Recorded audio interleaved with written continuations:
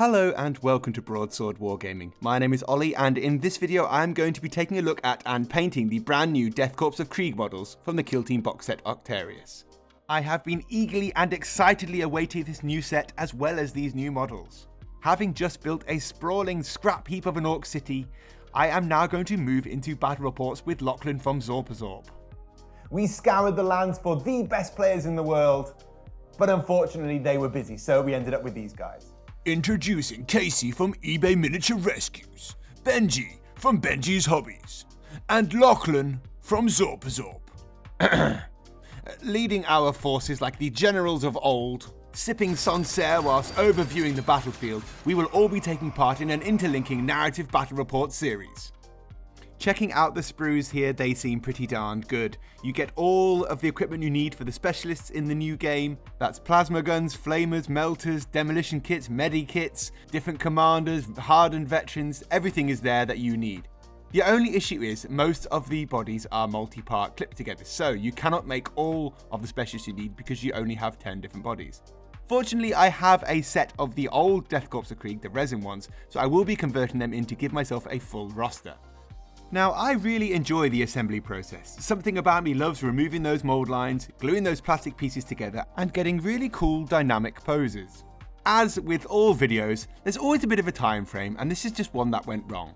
We've all been there, you clip something, it drops down, it bounces, you search for it, and ultimately you step on it and break it.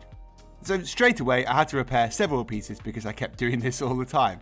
Overall, they're not too flimsy, they're quite sturdy. Despite me stepping on them, I managed to get everything together.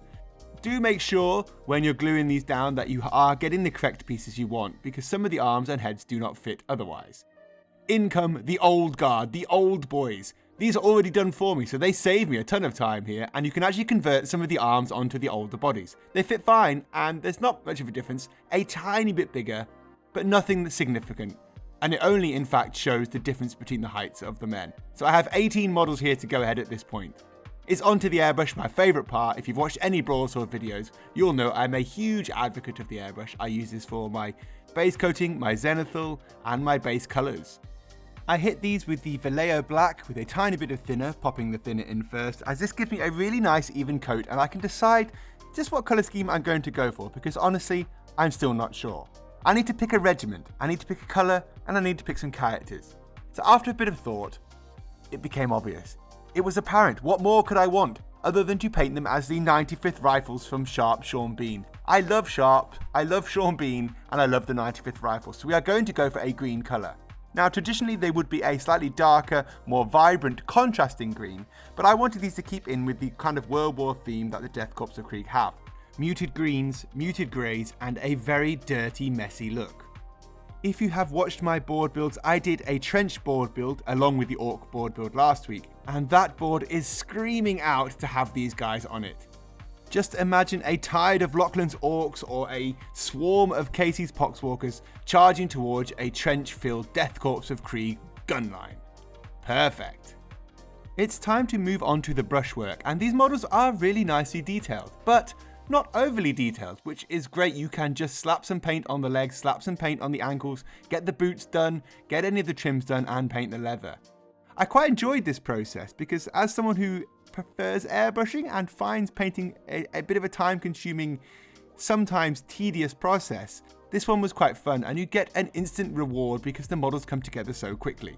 At this point, I decided to narrow the army selection down to 10. I will paint the others up later, but not on camera just because of time constraints.